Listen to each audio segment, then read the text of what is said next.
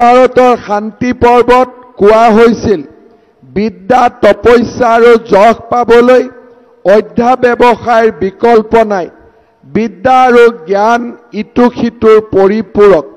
এনেকৈ অতীজৰ পৰা আমাৰ দেশ ভাৰতবৰ্ষই শিক্ষা লাভ তথা জ্ঞান চৰ্চাৰ ওপৰত গুৰুত্ব প্ৰদান কৰি আহিছে।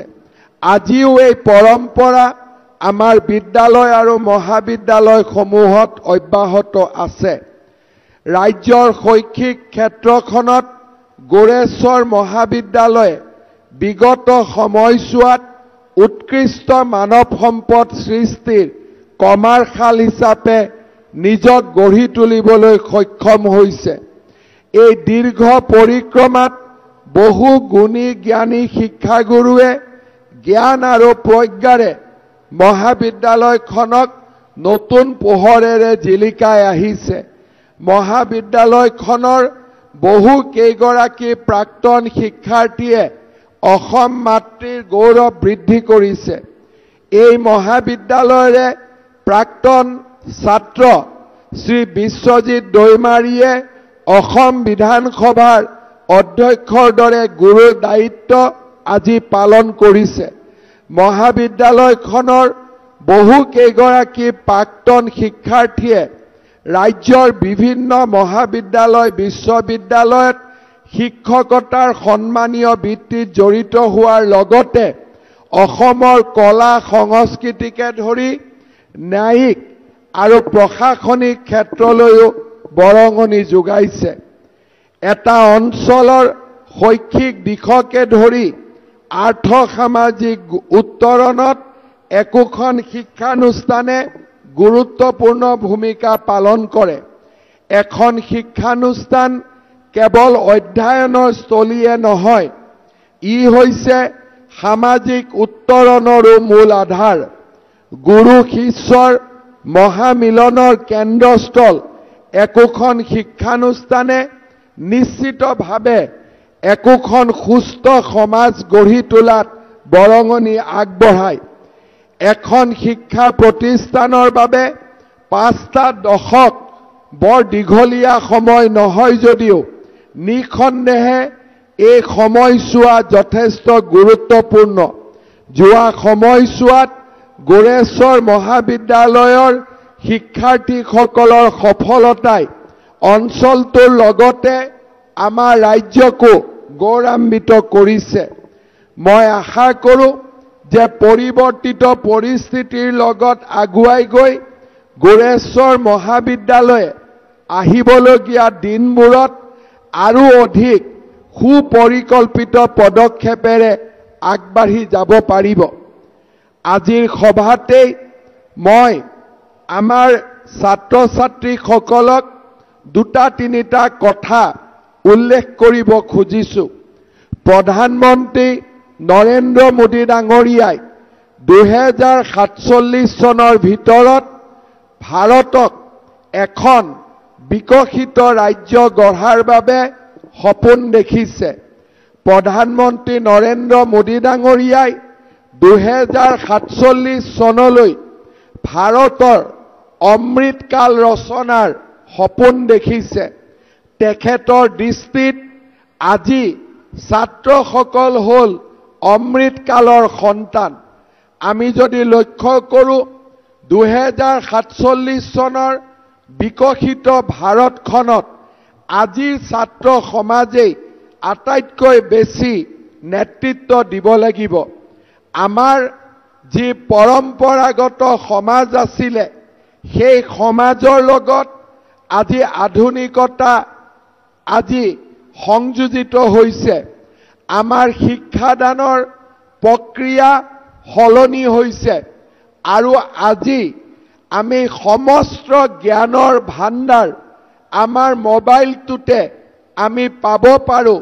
কাৰণ আমাৰ আৰ্টিফিচিয়েল ইণ্টেলিজেন্স বা আমাৰ বিভিন্ন ধৰণৰ আধুনিক শিক্ষা ব্যৱস্থাই আমাৰ বিশ্বৰ পৰিৱৰ্তনৰ যিটো বাট তাক অধিক খৰতকীয়া কৰিছে। আজিৰ পৰা 2 বছৰ আগতে মোৰ যদি এটা বেমাৰ হৈছিলে মই ডক্টৰৰ ওচৰত যাব লাগিছিলে আজি যদি মোৰ বেমাৰ হৈছে ডক্টৰৰ ওচৰত যোৱাৰ আগতে মোৰ মোবাইলটোতে মোৰ কি সিম্পটম আছে সেই সিম্পটমখিনি মই লিখি দিলে প্ৰাৰম্ভিকভাৱে মোক মোৰ মোবাইলটোৱে জনাই দিব পাৰিব যে মোৰ বেমাৰ কি হ'ব পাৰে মোৰ যদি ডাক্তৰে মোক এখন প্ৰেছক্ৰিপশ্যন দিছে সেই প্ৰেছক্ৰিপশ্যনখন মোৰ বেমাৰৰ লগত মিলে নে নিমিলে আৰ্টিফিচিয়েল ইন্টেলিজেন্সৰ জৰিয়তে মই দুবাৰ পৰীক্ষা কৰিব পাৰো মোক যেতিয়া অধ্যাপক অধ্যাপিকাই মোৰ ক্লাছত ক্লাছ লৈ আছে তেখেতৰ কথা কেইটা শুনাৰ পিছত এই কথাখিনি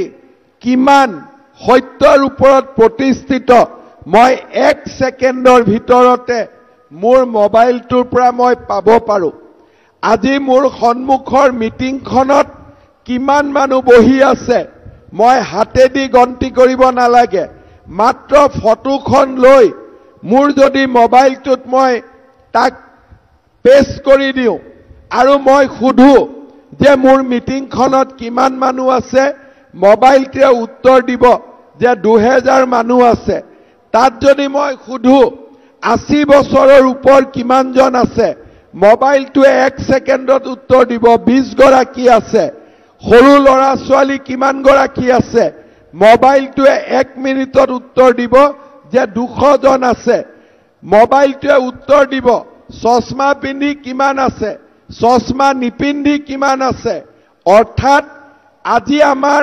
সমস্ত জ্ঞান আমাৰ মাত্ৰ মোবাইলটোৰ ভিতৰতে আজি সীমাবদ্ধ হৈছে অৰ্থাৎ টেকনলজিয়ে আমাৰ চিন্তাধাৰাতকৈ আগত গৈছে কেইটামান দিন আগতে মই গুৱাহাটী চিকিৎসা মহাবিদ্যালয়ত ৰবটিক সাৰ্জাৰীৰ এটা নতুন ব্যৱস্থা মুকলি কৰিছিলো সিদিনাখন মই দেখা পাইছিলো যে ডক্টৰজনে হাতত কেঁচি লৈ অপাৰেশ্যন কৰিব নালাগে অপাৰেশ্যন এটা ৰবটে কৰিব মাত্ৰ কম্পিউটাৰত বহি ডক্টৰজনে কামান দিব লাগিব তেতিয়া মই ডক্টৰজনক সুধিছিলো যে আজিতো আপুনি ৰুমত বহি কামান দি আছে কেইদিনমান পিছত দিল্লীত বহিও আপুনি গুৱাহাটী মেডিকেলত অপাৰেশ্যন কৰিব পাৰিবনে নাই তেতিয়া তেওঁ মোক কৈছিলে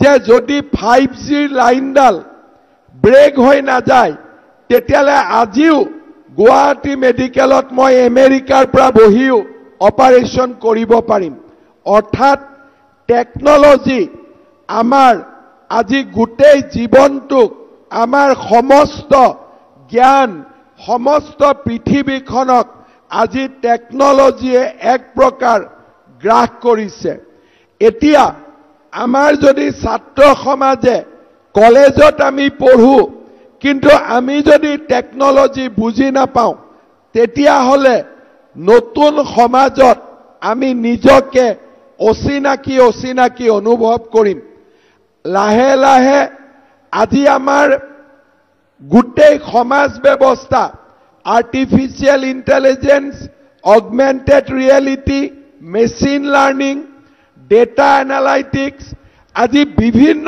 ধৰণে আমাৰ সমাজখন পৰিৱৰ্তন হৈছে মই গোৰেশ্বৰ মহাবিদ্যালয়ৰ ছাত্ৰ সমাজক আৰু অধ্যাপক অধ্যাপিকাসকলক অনুৰোধ জনাম যে আমাৰ ছাত্ৰ ছাত্ৰী আৰ্টছ পঢ়ক কমাৰ্চ পঢ়ক বিজ্ঞান পঢ়ক আমি টেকনলজিৰ লগত পৰিচয় আমাৰ থাকিব লাগিব আৰু আধুনিক প্ৰযুক্তিৰ ওপৰ লগত যদি আমাৰ সম্পৰ্ক নাথাকে আমি যি কিতাপত পঢ়িম তাৰ বহুত ভ্যালু আমি অনাগত দিনত আমাৰ কৰ্মক্ষেত্ৰত আমি বিচাৰি নাপাবও পাৰো সেই কাৰণে মই আমাৰ মহাবিদ্যালয়সমূহক আৰ্টিফিচিয়েল ইন্টেলিজেন্সৰ দৰে নতুন নতুন সাবজেক্ট বিলাকৰ ওপৰত যাতে চৰ্চা হয় আলোচনা হয় তাৰ বাবে মই মহাবিদ্যালয়ৰ অধ্যাপক অধ্যাপিকাসকলক অনুৰোধ জনাম। দ্বিতীয়তে, আমাৰ আজিৰ দিনত আমি সকলোৱে দেখিছোঁ যে পৃথিৱীখন প্ৰতিযোগিতামূলক দিশলৈ গতি কৰিছে। আজি আমি ক্লাছৰ পঢ়া শুনাৰ লগতে আমি নিশ্চিতভাৱে বুজি পাব লাগিব যে আমাৰ বজাৰখনত ডিমাণ্ড আজি কোন শিক্ষা ব্যৱস্থাৰ আছে। আজি যদি আমি পঢ়ো কিন্তু আমাৰ পঢ়া যদি চাকৰিৰ বজাৰখন বা ব্যৱসায়ৰ বজাৰখনে স্বীকাৰ নকৰে, তেতিয়াহ'লে তেনেকুৱা পঢ়া শুনাই আমাক বহু দূৰ আগুৱাই লৈ যাব নোৱাৰে। গুৱাহাটী বিশ্ববিদ্যালয়ে হওক, আজি আমাৰ ৰাজ্যৰ বিশ্ববিদ্যালয়সমূহে নতুন পাঠ্যক্ৰমৰ ভিত্তিত লাহে লাহে পাঠ্যক্ৰমসমূহৰ সলনি কৰিছে আৰু সমসাময়িক পৃথিৱীৰ লগত খাপ খোৱাকৈ আমাৰ পাঠ্যপুথিসমূহ বনাবৰ বাবে চেষ্টা কৰিছে। মই আশা কৰোঁ বড়োলেণ্ড ইউনিভাৰ্চিটিয়েও নিজৰ পাঠ্যপুথিসমূহ সমসাময়িক পৃথিৱীখনৰ লগত প্ৰয়োজনীয়তা হিচাপে নিৰ্মাণ কৰিব, গঢ়ি তুলিব।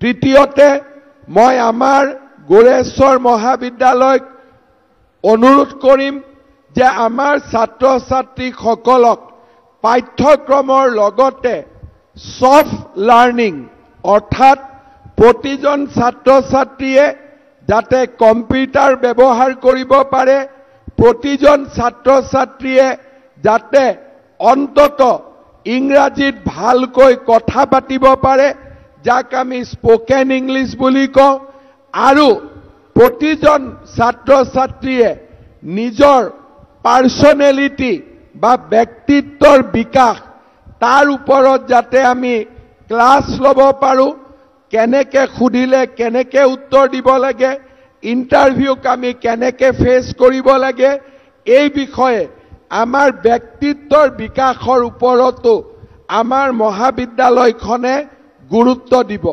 আজি আমাৰ পৃথিৱীত যদি এজন ল'ৰাই পঢ়া শুনাত বহুত চোকা হয় কিন্তু তেওঁৰ যদি পাৰ্চনেলিটিটো ইম্প্ৰেছিভ নহয়, তেতিয়াহ'লে কোম্পানী এটাৰ ইণ্টাৰভিউত কম নম্বৰ থকা স্বত্তেও যিজন ব্যক্তিৰ ব্যক্তিত্ব অতি আকৰ্ষণীয়, সেই ব্যক্তিজনৰ প্ৰতি ইণ্টাৰভিউ বোৰ্ড স্বাভাৱিকতে আকৰ্ষিত হৈ যায়।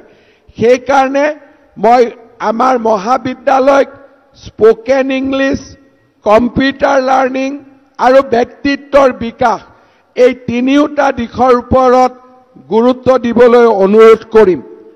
ছাত্ৰ ছাত্ৰী বন্ধু বান্ধৱীসকল, মই আশা কৰোঁ যে আমি সকলোৱে নিজকে অমৃতকালৰ সন্তান হিচাপে গঢ়ি তুলিবলৈ আমি প্ৰচেষ্টা কৰিম আৰু আমাৰ ব্যক্তিত্বৰ বিকাশ আৰু অধ্যয়নৰ জৰিয়তে আমি বহল পৃথিৱীখনত নিজৰ ভৰিৰ ওপৰত নিজে থিয় হৈ থাকিবলৈ আমি প্ৰয়াস আৰু প্ৰচেষ্টা কৰিম। গোৰেশ্বৰ মহাবিদ্যালয়ে যেতিয়া মোক নিমন্ত্ৰণ কৰিব গৈছিল আৰু আজি ৰাতিপুৱাও বিটিআৰৰ মুৰব্বী প্ৰমোদ বড়ো ডাঙৰীয়া, MP দিলীপ শইকীয়া ডাঙৰীয়া, বিধায়ক ভৱেশ কলিতা ডাঙৰীয়াই মোক অনুৰোধ কৰিছিলে যে গোৰেশ্বৰ মহাবিদ্যালয়ত বিজ্ঞান শাখা এটা অনুমোদন দিব লাগে। মই আপোনালোকক গোৰেশ্বৰ মহাবিদ্যালয়ক সায়েন্স ষ্ট্ৰীম চৰকাৰীভাৱে মই দিয়াৰ প্ৰতিশ্ৰুতি আজি আপোনালোকৰ ওচৰত মই নিশ্চিতভাৱে দিছোঁ। এই বছৰৰ শেষৰ ফালে আপোনালোকৰ মহাবিদ্যালয়ত বিজ্ঞান শাখাৰ বাবে পদৰ অনুমোদন আমি নিশ্চিতভাৱে দিম। খালি এটাই কথা যে আজিকালি কাকো আমি ৰেগুলাৰাইজেশ্যন কৰিব নোৱাৰোঁ, পৰীক্ষামূলক প্ৰতিযোগিতামূলকভাৱে অধ্যাপক অধ্যাপিকাৰ আমি নিযুক্তি কৰিব লাগিব। গোৰেশ্বৰত বহুদিনৰ মূৰত আহিছোঁ, দিলীপ শইকীয়া ডাঙৰীয়া মোক কৈছিলে যে আমাৰ ৰেলৱে লাইনৰ ওপৰত ফ্লাইঅভাৰ বনাব লাগে। ভৱেশ কলিতা ডাঙৰীয়াই মোক বহুদিনৰ পৰা কৈছিলে। ইতিমধ্যে ৰেলৱে বিভাগে গোৰেশ্বৰৰ ৰেল গেটৰ ওপৰত উৰণীয়া সেতু নিৰ্মাণৰ বাবে NOC আমাক প্ৰদান কৰিছে। সেয়েহে আমি খুব সোনকালে আপোনালোকৰ বাবে উৰণীয়া সেতু এখন নিৰ্মাণৰ ব্যৱস্থা হাতত ল'ম। ইয়াৰ উপৰিও গোৰেশ্বৰৰ এটা খুব ইম্পৰ্টেণ্ট ৰাস্তা মহৰী চুকৰ পৰা বগামাটিলৈ, সেই ৰাস্তাটো আমি